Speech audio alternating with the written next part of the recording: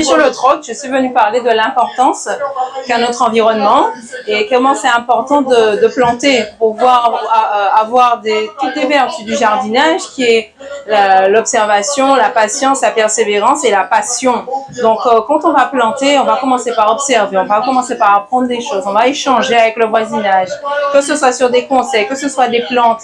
Et après, petit à petit, on va récolter nos fruits. Mais quand on plante, on doit faire aussi attention aux abeilles, à l'environnement, à ne pas mettre n'importe quoi dans le sol, ne rien mettre et apprendre à observer que voilà, si je plante de l'anis, je vais attirer des coccinelles, que si je plante une plante mellifère, ça va attirer les abeilles, ça va permettre à mes arbres fruitiers de se polliniser, mes fleurs vont se polliniser et j'aurai des fruits. Donc c'est tout un système qu'on doit choyer et qu'on doit faire avec passion et amour pour pouvoir récolter les fruits de notre jardin. Donc voilà, donc c'est très intéressant d'échanger parce que ceux qui sont là, ils ont l'habitude de planter, donc ils vous donnent de bons conseils et en plus vous avez des plans, des boutures pour pouvoir commencer déjà à fonctionner, à jardiner autrement. Parce que des fois on va planter de la menthe mais on va la mettre au soleil. Et la menthe, elle aime avoir les pieds dans l'eau, par exemple. Mais là, on vous le dit déjà. Donc, vous avez dit, bon, ben d'accord, je ne vais pas le mettre au soleil couchant. On est à mes habitants, je vais chercher une petite zone ombragée et je vais planter ma menthe.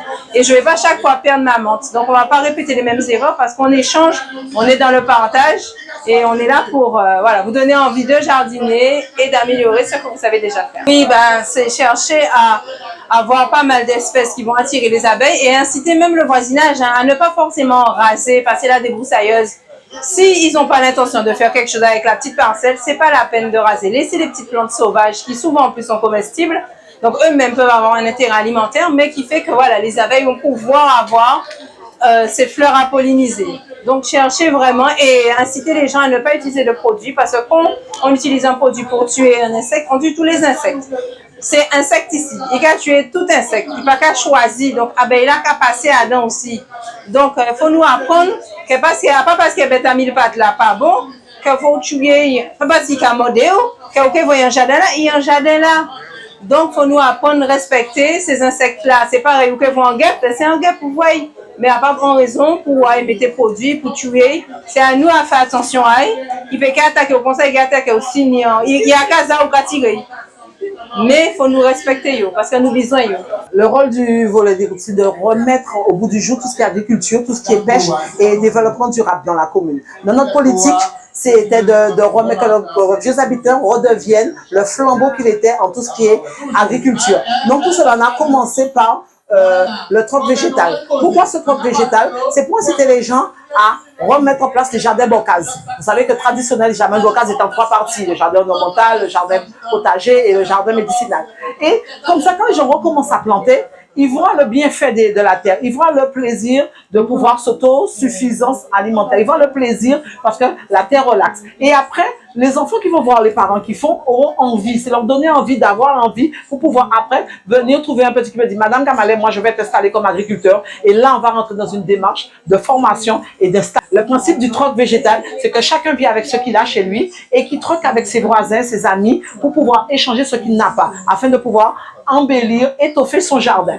Et bien sûr, trouver des contacts parce que des fois on rencontre des problématiques comme ceux de pucerons ou d'autres problématiques dans le jardin, mais en échangeant avec son jardin, on n'échange pas que les plantes, on échange aussi son savoir-faire, cette technicité de manière à s'étoffer et à améliorer ses capacités de planter. Le parc national mène un certain nombre d'actions auprès des communes, notamment celle de Vieux Habitants qui est adhérente à notre charte de territoire. Le but en fait c'est que le parc participe à un certain nombre d'actions de la commune pour l'accompagner vers le développement durable. Donc notre présence aujourd'hui à ce troc végétal sert à sensibiliser sur la richesse des milieux de l'archipel guadeloupéen, en particulier sur les milieux qu'il y a à Vieux Habitants, et de parler des plantes exotiques envahissantes qui peuvent parfois être troquées dans le cadre de ce genre de bourse de troc végétal et qui peuvent après coloniser le milieu et poser des soucis. Alors, nous avons beaucoup d'actions en ce moment avec Vieux Habitants. Donc il y a des choses qui sont en projet, comme des réflexions vers une maison du crabe par exemple, mais on a un suivi des crabes qui se fait chaque année. On a l'atlas de biodiversité communale qui est actuellement en cours est bientôt finalisé pour que chaque habitant, s'il le souhaite, puisse consulter les richesses d'espèces naturelles de sa commune. Et on a des chantiers de lutte contre les espèces exotiques envahissantes. Ben effectivement, on est venu avec la mairie, c'est super, un projet formidable. On est venu échanger avec les gens de vieux habitants, mais aussi les gens qui sont de passage, les touristes. Et donc aujourd'hui, j'ai ramené un petit échantillon de mon jardin, quelques maracujas. On a également des piments doux. Voilà, on fait découvrir aux gens les vertus. On a également amené des graines. Il nous reste des graines d'épinards rouges. Donc c'est une baselle. C'est une graine qui monte sur le mur comme un maracuja et qui est intéressante à consommer. Voilà, ça fait une plante comme ça qui se consomme. Celui-là, c'est le vert. Voilà, on a également amené des pieds-bois. Ici, on a un malacca. Ici, on a un anacardier, c'est du cajou. On a aussi du piment, on a de la papaye, on a de la chicorée. Il y a également des menthes, des basiliques. Voilà, donc tout un tas de plantes qui sont bonnes à manger et qui poussent en Côte-Soulevant. Voilà, parce que nous, ça vient de Marigot. Et en même temps, on fait du recyclage. Donc, vous avez vu les pots.